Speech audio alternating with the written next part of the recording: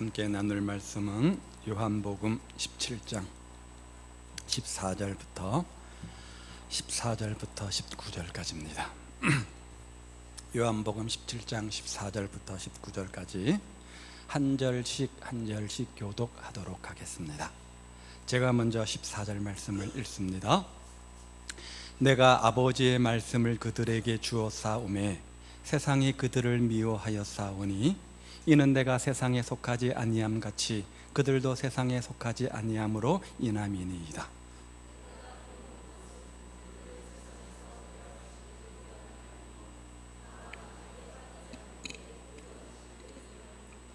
내가 세상에 속하지 아니함 같이 그들도 세상에 속하지 아니하였사옵나이다.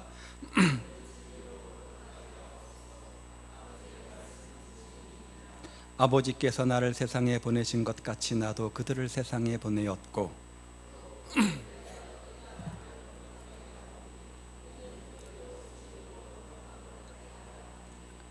아멘.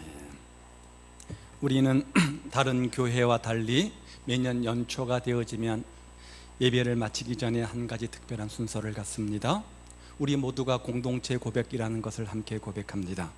그 중심 내용이 무엇입니까? 우리는 세상으로부터 부름받은 하나님의 백성이요 또한 보냄받은 그리스도의 제자라는 것을 우리가 고백하는 것이죠. 우리가 세상으로부터 부름을 받고 세상으로 보냄받은 하나님의 특별한 존재라는 것을 고백하는 것이 바로 이 공동체 고백의 첫 번째 핵심의 내용입니다.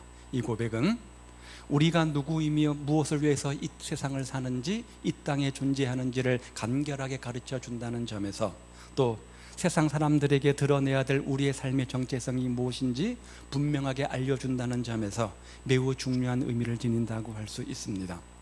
그렇게 해야만 안 믿는 세상 사람들 속에서 예수 믿는 우리가 그들과 어떻게 다른지, 어떤 정체성을 갖고 살아가는지 분명하게 보여줄 수 있기 때문입니다. 내가 누군지 모르는데 무슨 자존심이 있습니까? 내가 무엇을 위해서 이 땅에 존재하는지 분명한 삶의 목적과 가치와 우선순위가 없는데 어떻게 우리가 세상 사람들보다도 더 구별되고 나은 삶을 살 수 있겠습니까? 오늘 하나님께서 본문을 통해서 들려주시는 이 말씀을 통해서 우리가 다시 한번 우리의 정체성을 확인하는 귀한 은혜가 있기를 바랍니다.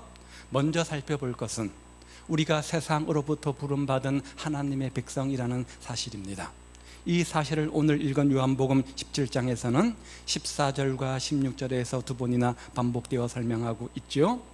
요한복음 17장은 예수님께서 십자가에 돌아가시기 전 불과 몇 시간 전에 사랑하는 제자들을 앞에 놓고 간절히 기도하신 기도의 내용입니다. 기도문인 거죠.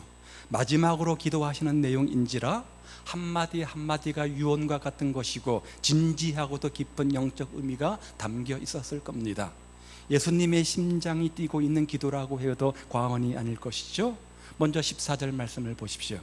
내가 아버지의 말씀을 그들에게 주었사오매 세상이 그들을 미워한다. 세상이 그들 누굽니까? 믿는 성도들을 미워한다, 이렇게 말합니다. 그러면 왜 세상은 믿는 성도 우리를 미워하는 겁니까? 왜 우리를 싫어하는 겁니까? 그 이유가 다음에 나와 있죠. 이유는 왜냐하면 내가 세상에 속하지 아니함 같이 그들, 우리 믿는 성도들도 세상에 속하지 아니했기 때문이다, 이렇게 말합니다. 즉 소속이 다르다는 거예요. 신분이 다르다는 거예요. 신분이 다르다는 거죠. 상대편이라는 거죠. 우리의 소속이 세상에 있지 않고 하나님께 있기 때문이라는 겁니다. 그 다음 16절 말씀도 동일한 내용이 있습니다. 내가 세상에 속하지 아니함 같이 그들도 세상에 속하지 아니하였삼나이다. 예수님이 세상에 속하지 아니한 것처럼 그들 곧 우리도 세상에 속하지 않았다, 그래서 우리가 미움을 받는다, 이렇게 말씀합니다. 그러면 세상에 속하지 아니했다, 이 말은 무슨 말입니까? 하나님께서 저 세상으로부터 완전히 분리해서 따로 떼어 놓았다. 누구를요? 우리를. 우리가 누굽니까? 믿는 성도들을, 하나님이 택하신 성도들을. 자, 그 말을 하는 거죠.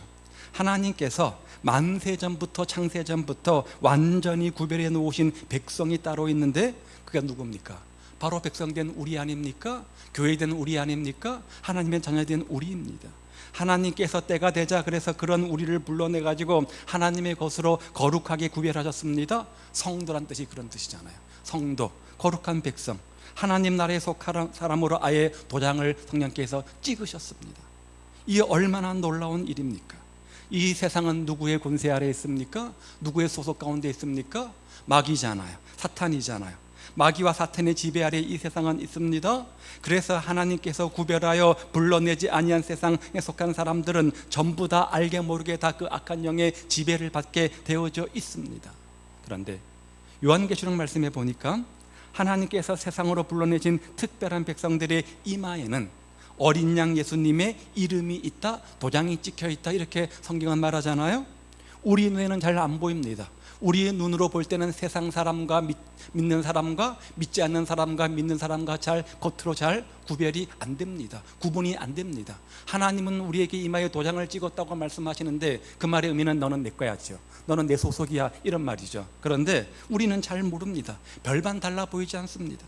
우리가 먹고 마시는 것이나 입는 것이나 시집가서 장가가고 애 낳고 직장생활하고 키우는 것, 이 모든 것 하나 없이 다 다를 바가 없어 보이지만, 그러나 하나님의 눈에는 이마에 예수 이름이 있는지 없는지 또 마귀 이름이 있는지 다 분명히 아신다는 거예요.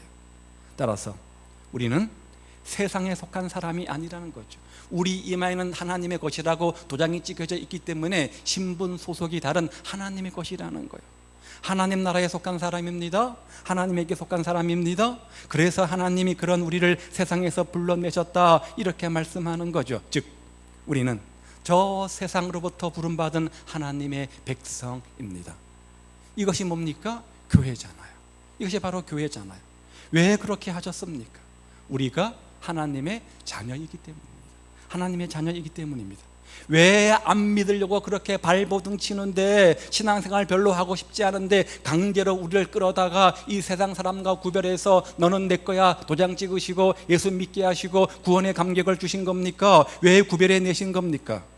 우리가 세상에 속한 자들이 아니라 하나님께 속한 자들이기 때문에 그렇습니다. 하나님의 것이 되었기 때문에 그렇습니다.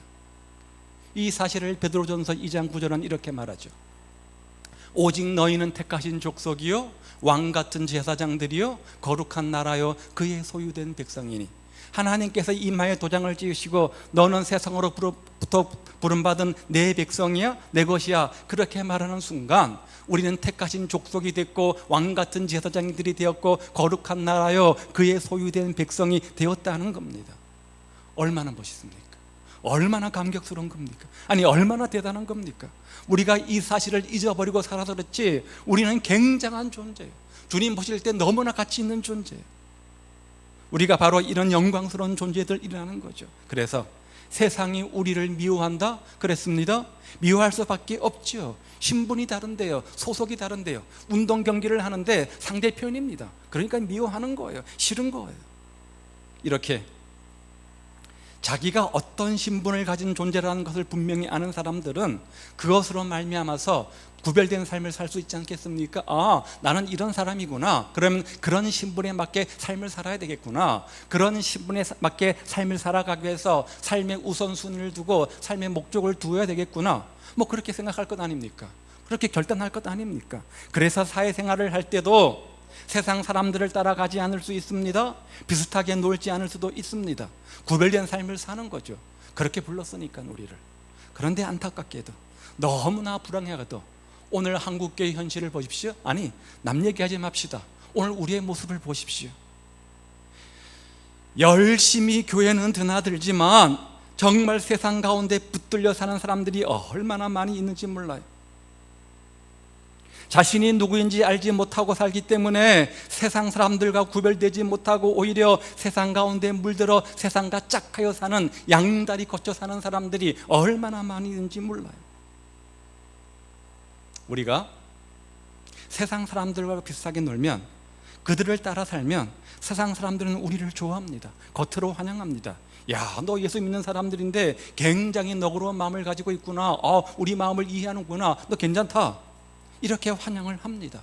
그러나 그들이 겉으로는 온갖 발린말로 환영할지 모르지만 속으로는 어떨까요? 멸시합니다. 조롱합니다. 우리가 반대로 세상 사람 앞에서 하나님의 백성답게 세상에 속하지 않은 사람답게 살려고 애를 쓰면 그들은 겉으로 우리를 싫어합니다. 미워합니다. 어떤 때는 핍박도 합니다. 그러나 속으로는 그런 우리의 강찬 모습을 보면서 인정하는 거예요. 존경하는 거예요. 저 사람은 진짜구나. 사람은 영물입니다. 영물입니다. 영적인 존재이기 때문에 뭔가 영으로 느끼고 통하는 것이 있습니다. 예수님께서 이 땅에 오시자 저 사람은 하나님의 아들이다, 저 사람은 메시아 구원자다, 누가 먼저 알았어요? 누가 먼저 알았어요? 사탄이 알았잖아요. 귀신 들린 자들이 먼저 알았잖아요. 귀신 들린 사람들이 제일 먼저 예수님이 하나님의 아들이요 거룩한 자임을 알지 않았습니까? 다른 영을 가졌지만 뭔가 영적으로 통하는 게 있는 거예요. 세상 사람들 역시 마찬가지입니다. 그들은 예수 믿는 우리들을 보면 자기와 다른 존재이구나, 다른 영을 가진 사람이구나, 다른 삶의 가치관을 가지고 사는 사람이구나, 다른 삶의 정체성을 지닌 사람이구나, 그 사실을 금방 알아챕니다. 우리가 하나님이 세상으로부터 불러낸 존재라는 것을 그들이 영적으로 느끼는 거예요. 제대로 살기만 하면. 그래서 그들은 우리가 성령 모시고 사는 거룩한 하나님의 백성이라고 하면서 우리가 자기들의 비나 맞추면서 세상과 짝하여 사는 그런 모습들을 보면서 속으로 비웃고 비아냥거리면서 멸시하는 거예요. 너희는 예수 믿는 사람 아니냐? 너희 안에 예수님의 영이 있다며? 너희 안에 성령님이 계시다며? 그렇다면 예수 믿는 사람이면 우리와 달라야 되지 않느냐? 우리와 삶이 달라야 되지 않느냐? 이렇게 요구하는 거예요. 나는 제대로 못 살지만 너희는 예수 믿는 사람이면 제대로 살아야 되지 않아? 이렇게 우리한테 요구하는 거예요. 그리고 그렇지 못할 때 비난도 하는 거지요. 욕도 하고 정죄도 하고 무시하지 않습니까? 그러므로 다시 한번 명심하십시오. 우리는 이 세상에 속한 사람들이 아니라 이 세상으로부터 부름받은 하나님의 거룩한 백성입니다. 왜 나 같은 것을 그렇게 거룩하게 구별해서 불러내셨는지, 왜 나 같은 것을 하나님의 백성으로 구별하셔서 세상에서 불러내셨는지, 하나님 자녀 삼으셨는지, 거룩한 성도의 삶을 살게 하시는지 잘 모르겠지만 한 가지 분명한 사실이 있습니다. 나는 하나님이 세상에서 불러내어서 하나님의 백성 삼아주신 특별한 존재라는 사실입니다. 세상적으로 가진 것은 없습니다. 배운 것도 없습니다. 부와 명예와 권세를 누리며 사는 것도 아닙니다. 그러나 하나님이 그런 나를 보실 때 얼마나 가치 있는 존재로 보시냐? 이런 존재로 보신다는 거예요. 그런 가치 있는 존재로 보신다는 거예요. 그러면 왜 하나님이 나를 불러내서 하나님 백성 삼으셨습니까? 뭐 하려고요? 예배와 교제와 훈련 아닙니까? 예배를 통해서, 성도의 교제를 통해서, 말씀의 훈련을 통해서 우리 심령이 치유받고 회복되어지고 영적 재무장을 하라는 것이죠. 여러분도 이 사실을 한시라도 잊지 마시기를 바랍니다. 이것이 우리 모두의 자존심이 되는 겁니다. 우리 모두는 세상으로부터 구별되어 부름받은 하나님의 거룩한 백성입니다. 이 소명, 이 특권, 이 정체성을 분명히 하십시오. 그런 다음 두 번째, 또 한 가지 살펴볼 것은 우리가 부름받은 하나님의 백성일 뿐만 아니라 또 한 가지, 세상으로 보냄받은 그리스도의 제자라는 사실입니다. 영적 재무장을 하는 이유가 무엇입니까? 전도와 봉사의 삶으로 삶의 현장 속에서 믿는 자라서 세상의 빛과 소금의 삶을 살라는 것 아닙니까? 이 사실을 오늘 본문 18절은 이렇게 말하죠. 아버지께서 나를 세상에 보내신 것 같이 나도 그들을 세상에 보내었고, 예수님은 요한복음 20장 21절 말씀에도 이와 비슷한 말씀을 하셨어요. 너희에게 평강이 있을지어다. 아버지께서 나를 보내신 것 같이 나도 너희를 보낸다. 아버지께서 나를 보내셨다. 하나님 아버지가 나를 보내셨다.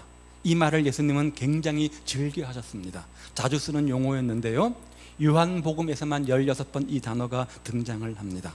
예수님은 하나님이 자기를 세상에 보내신 것을 굉장히 큰 프라이드로 여기셨던 거죠. 하나님께서 나를 기름 부어서 세워서 하나님의 귀한 사명을 맡기셨다, 이 사실을 굉장한 자긍심, 굉장한 자부심으로 느꼈던 겁니다. 그래서 너는 무슨 권세로 그 일을 하느냐, 도대체 네가 뭔데? 라고 할 때 하나님 아버지가 나를 보내셔서 내가 이 일을 한다. 하나님 아버지가 나를 보내서 이 일을 맡겼기 때문에 내가 이 일을 한다. 왜? 이렇게 묻지 않으셨습니까? 이렇게 반응하지 않으셨습니까? 그것을 가장 큰 권위 있는 답으로 여기셨습니다. 가장 큰 자긍심으로 여겼습니다. 하나님이 보내셨다는 거예요. 하나님께서 기름 부으셨다는 거예요. 하나님께서 그 일을 맡기셨다는 거예요. 그런데 놀랍게도 주님은 오늘 본문 18절에서 이와 같은 사실을 우리에게도 똑같이 적용하고 계십니다. 하나님이 예수님을 세상에 보내신 것처럼 나도 너희를 세상에 보낸다. 하나님이 나를 세상에 보낸 것처럼 나도 너희를 세상에 보낼 거야. 아니, 어떻게 예수님 자신과 우리를 비교할 수 있어요? 어떻게 예수님과 나를 동일선상에 놓을 수 있어요? 어떻게 우리가 예수님이 하신 일을 같이 할 수 있다는 말입니까? 어떻게 예수님께서 하신 그 일을 내가 맡아서 할 수 있습니까? 어떻게 우리가 예수님의 존재 옆에 설 수 있습니까? 그분은 하나님의 아들이시잖아요. 그분은 세상의 구원자이시잖아요. 세상의 메시아 아니십니까? 그분은 거룩한 분이시잖아요. 그러니 우리가 어떻게 그분과 감히 비교될 수 있습니까? 그럼에도 불구하고 예수님은 우리를 자기와 평행선상에 세우시고 내가 하나님의 보내심을 받은 것처럼 이제 너희도 세상으로 내가 너희를 보낸다, 이렇게 말씀하시는 거예요. 주님께서 우리를 이와 같이 대단한 존재로 다루고 계신다니, 아니 그렇게 믿고 계시다니, 그렇게 인정하고 계신다니, 이 얼마나 기가 막힌 일입니까? 이 얼마나 대단한 자부심입니까?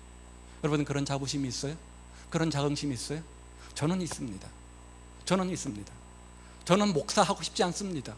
하나님께서 그런 저를 기름 부어 세우셔서 너는 이 일을 하라고 맡기셨기 때문에 직업으로 하는 것이 아니라 소명의식으로 합니다. 그런 명예와 그런 자긍심을 가지고 지난 수십 년 동안 목회를 해왔습니다. 목사는 아마 다 그럴 것입니다. 그런 자부심이 있습니다. 주님께서 이곳에 나를 기름 부어 세우셔서 주님께서 그 귀한 일을 맡기셨다, 그런 자긍심으로 목회를 합니다. 그런 명예를 가지고 있습니다. 그렇다면 그것은 목사만 갖는 명예심, 자긍심이어야 되는 것이 아니라 우리 모든 성도들은 동일하게 주님의 콜링, 부르심을 받았습니다. 소명은 목사에게만 있는 것이 아니라 모든 성도에게 필요한 겁니다. 따라서 우리 모두 이런 자긍심을 가져야 됩니다. 하나님께서 나를 부르셔서 콜링하셔서 하나님의 자녀로 세우시고 이런 직분을 맡기셨구나, 그런 거기에 대한 자부심과 자긍심이 있어야 합니다. 그렇다면 하나님이 예수님을 위해 세상에 보내셨습니까? 요한복음 3장 16절 그 유명한 말씀은 이렇게 말하죠. 하나님이 세상을 이처럼 사랑하사 독생자를 주셨으니, 하나님께서 독생자를 보내신 이유가 뭐라는 거예요? 이는 그를 믿는 자마다 멸망치 않고 영생을 얻게 하려 하십니다. 하나님이 예수님을 보내신 것은 이 세상 구원에서 하나님의 영광을 드러내도록 하기 위한 것이죠. 이러한 하나님의 뜻대로 예수님은 이 세상에 오시자마자 그 뜻을 이루기 위해서 사역을 하셨습니다. 가난한 자에게 복음을 전파하셨습니다. 병든 자들에게 치유를 선포하셨습니다. 갇힌 자, 눌린 자들에게 노임과 해방을 선포하셨습니다. 슬퍼하는 자들에게 주님의 샬롬, 평안을 주시고 위로해 주셨습니다. 그런 놀라운 메시지를 선포하셨습니다. 그래서 그 말씀이 선포되어지는 곳마다, 그 말씀이 선포되어질 때마다 햇살이 힘있게 비추어서 저 어둠을 몰아내듯이 하나님의 영광과 하나님의 빛이 온 세상을 환하게 비추기 시작했습니다. 그런데 이제 예수님께서, 그런 사명을 감당하신 예수님께서 그 영광스러운 일을 누구에게 맡긴다고요? 세상으로부터 구별하여 불러낸 우리, 성도인 우리에게 그 사명, 그 일을 맡기겠다, 이렇게 말씀하는 거예요. 얘들아, 나는 이제 하늘로 갈란다. 나는 이제 승천할란다. 그 대신 내가 하던 일을 너가 해. 내가 하던 그 사명 알지? 어떤 일 알지? 그건 너가 해. 내가 너를 저 세상에 파송하노라. 강북 사랑의 교회 성도들아, 내가 너희를 세상으로 보낸다. 너희들은 세상에 나가가지고 나와 같이 하기를 바란다. 이 세상을 밝히고 이 세상을 변화시키고 이 세상을 구원하고 이 세상을 치유하기를 원한다. 이 세상을 하나님의 나라로 바꾸기를 원한다. 주변에 있는 저 현실들을 보아라. 저 어둠의 세력들, 저 수많은 점집들, 저 수많은 어떤 절과 수많은 집창촌, 이런 현실 속에서 성령의 능력으로 저 어둠의 세력들을 너희가 몰아내기를 원한다. 주님께서 이렇게 말씀하시는 거예요. 아니, 이런 목적으로 우리를 부르시고 보내시겠다는 거예요. 그 사명 감당하는 것이 너무나 힘든 일이지만 한편으로 보면 얼마나 영광스러운 일입니까? 내가 가진 것이 있습니까? 내가 배운 것이 있습니까? 특별한 능력이 있습니까? 뭐 잘난 것이 있습니까? 뭐 세상 사람과 비교해 볼 때 별로 나은 것이 없는 것 같습니다. 그런 나를 부르셔서 하나님 자녀 삼으시고 그런 나를 보내셔서 세상의 빛으로 소금으로 살아라 이렇게 말씀하시니 이 얼마나 영광스러운 일이요, 이 얼마나 놀라운 소명입니까? 따라서 우리는 보냄받은 소명자로서 세상의 빛과 소금이 되어야 합니다. 참된 진리의 등불을 밝히는 삶을 살아야 됩니다. 그러하기 위해서 우리는 한시라도 나를 보내신 이가 누구며 왜 내가 지금 세상에 존재하고 있는지, 왜 살고 있는지를 잊어서는 안 되는 거예요. 더 놀라운 사실 한 가지가 있습니다. 가서 이런 사명을 살아다오 그렇게 말씀하신 다음 하나님은 그것으로 끝나는 것이 아니었어요. 주님은 우리를 세상으로 파송하신 다음 그것으로 끝 이렇게 말씀하지 않으셨어요. 그 배후에, 그 너 뒤에 내가 임마누엘 함께 할 거야. 내가 에베네셀 도와줄 거야. 이렇게 말씀하신다는 거예요. 하나님, 제가 뭔데 그 일을 감당합니까? 제가 뭔데 그 사명을 감당할 수 있습니까? 제가 무엇을 할 수 있다고요? 저는 못하겠습니다. 아니야, 내가 세상 끝날까지 너희와 항상 할 거야. 내가 너를 도와줄 거야. 이렇게 말씀하신다는 거예요. 15절 말씀을 보십시오. 내가 비옵는 것은 그들을 세상에서 데려가시기를 위함이 아니요 오직 악에 빠지지 않게 보존하시기를 위함이니라. 무슨 말입니까? 우리가 너무나 소중한 사람들이기 때문에 어떤 악한 것도 우리를 건드리지 못하게 하나님께서 보호해 주시기를 기도하고 있는 겁니다. 그 사명을 잘 감당할 수 있도록 하나님께서 보호해 주시겠다는 거예요. 그리고 17절 말씀도 보십시오. 그들을 진리로 거룩하게 하옵소서. 아버지의 말씀은 진리니다. 어떻게 우리가 진리로 거룩해서 그 사명을 감당할 수 있을까? 진리로 거룩하면 된대요. 그 진리가 그 다음에 뭐라고요? 아버지 말씀이 진리래요. 성경 말씀이 진리래요. 성경 말씀으로 영적 재무장돼 있으면 그 사명 얼마든지 감당할 수 있다는 거예요. 주님은 우리에게 하나님 말씀을 주셔서 우리가 언제나 그 말씀을 통해서 교훈도 받게 하시죠. 책망도 받게 하시죠. 바르게 함과 의로 교육하게 하시잖아요. 그래서 세상 사람과 구별된 거룩한 삶을 살도록, 하나님의 온전한 삶을 살도록 하십니다. 말씀으로 무장되어져 있으면 우리가 그 일을 감당할 수 있다는 거예요. 그만큼 우리는 중요한 존재이기 때문에 그렇습니다. 그러면 오늘 이 말씀을 들으면서, 이 사실을 깨달으면서 그 말씀이 내 마음속에 다가올 때 우리 가슴은 어떠해야 됩니까? 흥분해야 돼. 흥분해야 돼. 가슴 속에서 흥분의 불길이, 부흥의 불길이 일어나야 됩니다. 다시 한번 새로운 자존심이 생겨나야 되지 않겠습니까?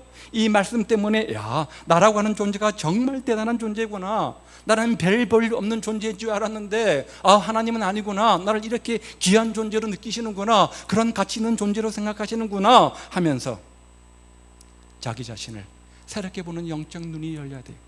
자기 자신을 바라보는 패러다임, 시각이 바뀌어야 돼요. 그래서 나를 통해서 하나님께서 뭔가 하시고자 하는 그런 분명한 비전을 볼 수 있기를 우리 주님의 이름으로 축복을 드립니다. 이것을 다짐하고 고백하는 것이 바로 공동체 고백이잖아요. 우리는 세상으로부터 부름받은 하나님의 백성입니다. 또한 세상으로 보냄받은 그리스도의 제자들입니다.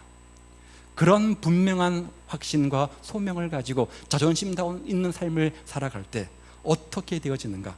두 가지만 말씀드릴게요. 하나는 하나님이 우리를 도와주신다는 사실을 확신하게 되어질 겁니다. 자, 마태복음에 보면 주님께서 부활하신 후 40일 동안 제자들에게 보이셨습니다. 하늘로 승천하시면서 마지막 엄숙한 순간에 500여 제자들을 앞에 놓고 말씀하십니다.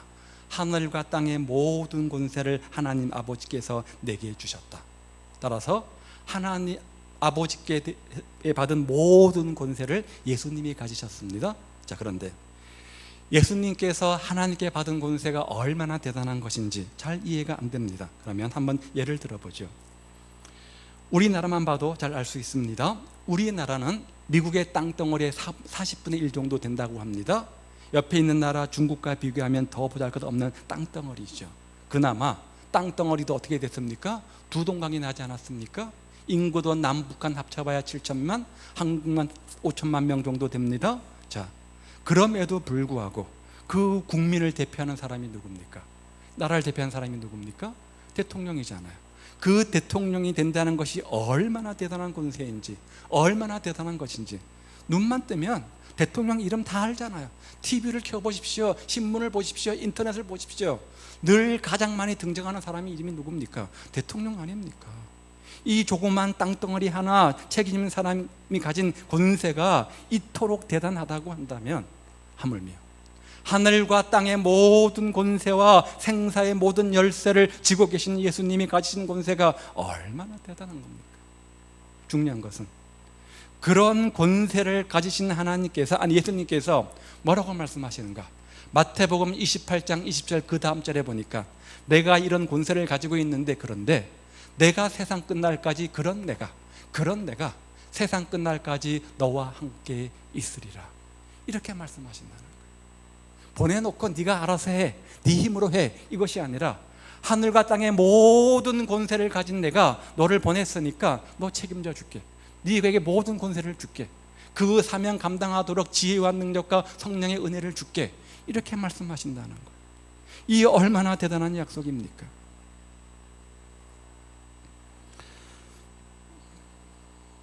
이사야 41장 10절은 이렇게 말하죠. 두려워 말라, 내가 너와 함께 하겠다. 놀라지 말라, 내가 너 하나님이 되겠다. 굳세게 하겠다, 너를 도와줄 거야, 오른손으로 너를 붙잡아 줄래요. 염려하지 말라는 거예요. 옆집에 있는 할아버지가 입에 침을 튀기면서 우리에게 이런 약속을 준다고 해도 그 말 한마디, 뭐 옆집에 있는 할아버지가 무슨 큰 권세가 있겠습니까? 무슨 능력이 있겠습니까? 그래도 그 말 한마디가 얼마나 큰 위로와 감동을 줍니까? 그런데 하늘과 땅의 모든 권세를 가지신 하나님 아버지와 예수님께서 두려워 마, 내가 너와 함께 할 거야, 세상 끝날까지 너와 함께 할 거야, 그렇게 약속을 주시니 이 얼마나 대단한 일입니까? 만일 우리가 이 약속을 믿지 못하고 감동받지 못한다면 도대체 누구 말을 믿어야 되는 겁니까? 주님이 우리와 함께 하십니다. 그러므로 어떤 상황에 놓이든 간에 주님이 우리를 도와주신다는 사실을 믿고 나는 부름받은 하나님의 백성이요 보냄받은 예수님의 제자란 사명, 소명, 정체성을 확실히 하시기를 우리 주님의 이름으로 축복을 드립니다. 그런 사명감으로 있을 때 하나님은 우리와 함께 하시는 겁니다. 또 하나 좀 더 적극적인 자세로 세상을 변화시킬 수 있겠죠. 이렇게 특권과 소명 가지고 살면 곤고한 날이 온다고 할지라도 모든 것이 합력하여 손을 이어줄 거야. 왜?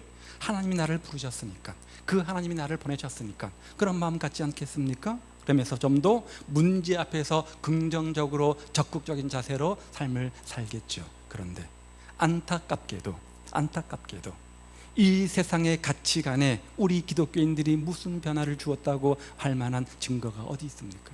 우리 믿는 사람들이 세상의 빛과 소금 되어서 세상을 환하게 밝혔다, 참된 진리의 등불을 밝혀서 세상이 변화되었다라고 내놓을 만한 증거가 어디 있냐 말이에요. 여러분, 세상의 빛으로 소금으로 삶을 삽니까? 굵직굵직한 자리에 앉아있는 사람들 가운데 장로다, 집사다, 군사들 얼마나 많습니까? 얼마나 많이 있어요. 정치인의 3분의 1에 있는 사람이라고 하죠. 유일하게 한국의 국회의사당에 기도실이 있다고 합니다. 종교란에 기독교라고 쓰는 사람들이 얼마나 많이 있어요. 어디 한둘입니까? 그럼에도 불구하고 그런 우리로 말미암아 정치계가 변화가 일어납니까? 재계가 변화가 일어납니까? 교육계가 바뀝니까? 아니, 심지어 종교계가 바뀝니까? 뭔가 잘못되어서 한참 잘못되어져 있잖아요. 왜요? 부름받은 우리가 소명과 특권을 모르고 살기 때문에 그렇습니다. 전도도 열심히 합니다. 모여서 성경 공부도 열심히 합니다. 그런 것으로 보아서는 예수 믿는 사람인 것 같은데, 잘 믿는 사람인 것 같은데, 실제로 세상에 나아가기만 하면 세상을 이끌기보다도 세상을 따라가며 세상에 이끌림 당할 때가 얼마나 많이 있습니까? 그래서 맛을 잃은 소금이요 빛을 잃어버린 빛이 될 때가 얼마나 많이 있어요. 그러므로 다시 한번 이제부터 정신을 똑바로 차리고 우리가 누구인지 분명한 특권과 정체성을 가지시기를 우리 주님의 이름으로 축복을 드립니다. 그래 우리가 한눈 팔지 않습니다. 엉뚱한 생각하지 않습니다. 삶의 우선순위를 빗나가지 않을 수 있습니다. 삶의 목적을 빗나가지 않을 수 있습니다. 우리는 세상으로부터 부름받은 하나님의 백성입니다. 또한 세상으로 보냄받은 예수님의 제자입니다. 이 사실을 분명히 하고 잃어버렸던 정체성을 되찾는 여러분 되시기를. 그래서 우리 모두가 예수님처럼 세상 사람들에게 하나님의 영광을 환히 비추어서 이 세상을 밝히는 참된 주님의 제자들이 다 되시기를 우리 주님의 이름으로 축복을 드립니다. 기도하겠습니다. 하나님 아버지, 우리는